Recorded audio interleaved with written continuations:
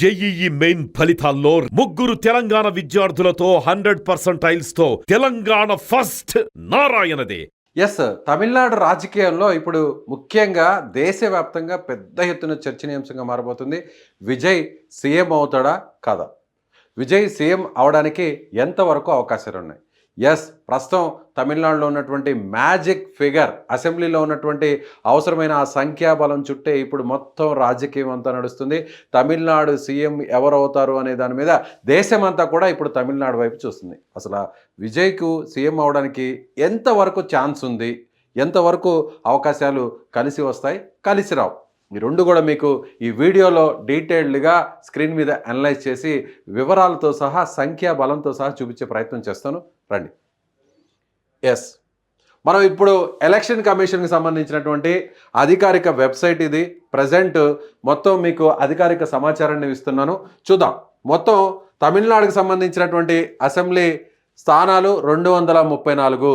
ఈ 234లో టీవీకే పార్టీకి వచ్చినటువంటి స్థానాలు చూస్తే 108. అంటే టీవీకే పార్టీ అంటే విజయ్కి సంబంధించిన పార్టీ. ఆ తర్వాత రెండో స్థానంలో డిఎంకే 59 ఉంది. ఇది మాజీ ముఖ్యమంత్రి స్టాలిన్కి సంబంధించినటువంటి పార్టీ. అలాగే అన్నా డిఎంకే సంబంధించినటువంటి పార్టీ 47 స్థానాలు. ఇక కాంగ్రెస్ పార్టీకి 5 స్థానాలు. అదేవిధంగా పిఎంకే పార్టీకి 4 స్థానాలు. అలాగే ఐయుఎంఎల్కు 2 స్థానాలు. అలాగే సిపిఐకు 2. సో మిగిలినటువంటి పార్టీలన్నింటినీ కూడా ఇక్కడ మనం ఈ చార్ట్లో కూడా చూద్దాం. ఇక్కడ డీటెయిల్డ్గా ఒకసారి చూద్దాం. సో మీకు లిస్ట్ వారీగానే చూపిస్తాను. టీవీకే 108, డిఎంకే 59, అన్నా డిఎంకే 47, సో కాంగ్రెస్ పార్టీ 5, అదేవిధంగా పిఎంకే పార్టీకి సంబంధించి 4, ఇక ఐయుఎంఎల్ 2, సిపిఐ 2, విసికే పార్టీ 2, మళ్ళీ ఇది సిపిఐ 2, విసికే పార్టీ 2, సిపిఎం 2, అదేవిధంగా బీజేపీ 1, అలాగే డిఎండికే 1, అలాగే ఏఎంఎంకేఎంఎన్కేజీ అనేటువంటి ఇంకో పార్టీకి కూడా 1 స్థానం. ఇలా మొత్తం 234. సో 234 స్థానాల్లో అసలు సీఎం కావడానికి ఎన్ని స్థానాలు అవసరం అనేది కూడా ఎస్ మీకు డీటెయిల్గా మ్యాజిక్ ఫిగర్ ఎంత ఏంటి అనేది మీకు ఒకసారి గ్రాఫిక్ ప్లేట్ ద్వారా మీకు వివరించే ప్రయత్నం చేస్తాను. విజయ్ పార్టీ దగ్గర మొత్తం 108 స్థానాలు అనుకున్నాం కదా మనం. 108 స్థానాల్లో విజయ్ గెలిచింది 108 టీవీకే. అలాగే మొత్తం 234 అసెంబ్లీ స్థానాల్లో. దీంట్లో సగం అంటే 117. 117 కంటే 1 స్థానం ఎక్కువ ఉండాలి ఎవరైనా ప్రభుత్వాన్ని ఏర్పాటు చేయాలంటే. అంటే సగం కంటే ఎక్కువ అంటే +1 వేసుకుంటే ఇక్కడ 118. సో తమిళనాడు రాజకీయం మొత్తం ఇప్పుడు తిరుగుతున్న నెంబర్, ఈ నెంబర్ 118. ఈ నెంబర్ చుట్టే మొత్తం రాజకీయం అంతా కూడా తిరుగుతోంది. సో 118 చుట్టే రాజకీయం అంతా తిరుగుతుంది. విజయ్ దగ్గర ఉన్నటువంటి సంఖ్య చూస్తే ఇక్కడ 108. సో 118 కావాలంటే ఇప్పుడు కావాల్సిన సంఖ్య 10 అంటే 118. ఇక్కడ మీకు ఈ వీడియోలో విజయ్ దగ్గర 107 ఎందుకు వచ్చింది అనేటువంటి అనుమానం మీకు వస్తుంది. 108 కదా గెలిచింది, కానీ 107 ఎందుకు వచ్చింది, టీవీకే పార్టీకి ఎందుకు ఇలా మీరు చూపిస్తున్నారు అనుకోవచ్చు. దానికి రీజన్ ఏంటంటే విజయ్ 2 స్థానాల్లో పోటీ చేశాడు ఎమ్మెల్యేగా. పెరంబూర్లో చెన్నై నగరంలో పోటీ చేశాడు, అలాగే తిరుచికి సంబంధించిన ఈస్ట్ నియోజకవర్గంలో కూడా పోటీ చేశాడు. కాబట్టి ఒక చోటే ఎమ్మెల్యేగా ఉండాలి కాబట్టి సో పెరంబూర్లో ఆయన ఎమ్మెల్యేగా కొనసాగుతున్నాడు. తిరుచి ఈస్ట్లో ఎమ్మెల్యే పదవికి అంటే అక్కడ గెలిచాడు కాబట్టి అక్కడ రాజీనామా చేశాడు. అంటే ఇప్పుడు విజయ్ అక్కడ రాజీనామా చేయడంతో ఆ స్థానం ఖాళీ అయింది. కాబట్టి ఇప్పుడు ఆ సంఖ్య 108 నుంచి విజయ్ పార్టీకి 107కు వచ్చింది. అప్పుడు ఏం జరుగుతుందంటే 107కు వచ్చినప్పుడు ఒకవేళ ఫ్లోర్ టెస్ట్ జరిగినప్పుడు అంటే విశ్వాసం అంటే ఒక రకంగా అవి విశ్వాస తీర్మానం లాంటిది ప్రవేశపెడితే అంటే తన ఎమ్మెల్యేలని నిరూపించుకునేది ఎక్కడంటే అసెంబ్లీలో. ఎవరు ముఖ్యమంత్రి అయినా ఎవరు ప్రభుత్వాన్ని ఏర్పాటు చేసినా కూడా అసెంబ్లీలో ఫస్ట్ టైం హాజరైన తర్వాత అప్పుడు తన సంఖ్యాబలాన్ని నిరూపించుకోవాల్సి వస్తుంది. అప్పుడు విజయ్ దగ్గర 107 ఉంది కాబట్టి టోటల్ 234లో కూడా -1 స్థానం పోతుంది. కాబట్టి అప్పుడు 233 అవుతాయి మొత్తం సంఖ్య. ఇలా పరిగణించేటువంటి అవకాశం ఉంది. 233లో అప్పుడు సగం సంఖ్య అని అనుకుంటే ఇక్కడ కూడా మనకు అప్పుడు 117 వస్తే సరిపోతుంది.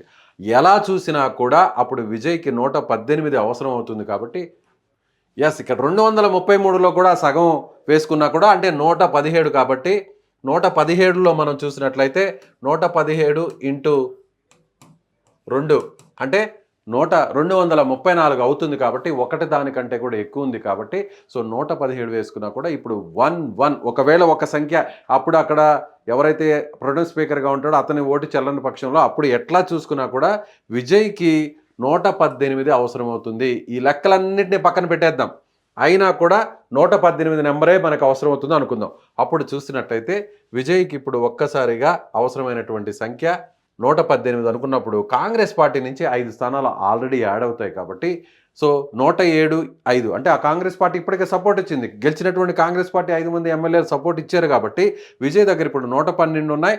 సో మిగిలినటువంటి 6 ఎవరు, విజయ్కి సపోర్ట్ చేసే ఆ 6 ఎమ్మెల్యేలు ఎవరు? ఇప్పుడు తమిళనాడు రాజకీయం అంతా కూడా ఈ 6 ఎమ్మెల్యేల కోసమే నడుస్తుంది. విజయ్ భవిష్యత్ అంతా కూడా ఈ 6 ఎమ్మెల్యేల మీదనే ఆధారపడి ఉంటుంది. Who is 6 MLAs? ఎవరు వాళ్ళు, ఏ party? Who is that party? So చూద్దాం, దాన్ని ఒకసారి మనం పరిశీలించినట్లయితే ఇప్పుడు విజయ్ ముందున్నటువంటి అవకాశాలను ఒకసారి మనం చూద్దాం. సిపిఎం దగ్గర 2 ఉన్నాయి, సిపిఐ దగ్గర 2 ఉన్నాయి, వీసీకే పార్టీ దగ్గర 2 ఉన్నాయి. అన్ని పార్టీల్లో ఇప్పుడు విజయ్కి అనుకూలంగా ఉన్నటువంటి కలిసి వచ్చేటువంటి అవకాశం ఇదే. ఆల్రెడీ విజయ్ దగ్గర 107 + 5 కలుపుకుంటే 112 ఉంది కాబట్టి, ఈ సంఖ్య ఉంది కాబట్టి 112. ఒకవేళ ఈ 6 కానీ యాడ్ అయితే 118 విజయ్ ఆ మార్కు దాటేస్తాడు కాబట్టి ఖచ్చితంగా సీఎం అవుతాడు. ఈ 6 నిర్ణయం, ఈ 3 పార్టీలు, ఈ 6 ఎమ్మెల్యేల నిర్ణయం ఎలా ఉండబోతుంది అనేది కొన్ని గంటల్లో తెలబోతుంది. సిపిఎం పార్టీ ఇప్పుడు ప్రస్తుతం మీటింగ్ జరుపుతోంది తమిళనాడులో, చెన్నైలో. సిపిఐ పార్టీ కూడా మీటింగ్ జరుపుతోంది. వీళ్ళకి 2 స్థానాలు ఉన్నాయి. అలాగే సిపిఐ పార్టీకి కూడా 2 స్థానాలు ఉన్నాయి, సిపిఎంకు 2 స్థానాలు ఉన్నాయి, వీసీకి కూడా 2 స్థానాలు ఉన్నాయి.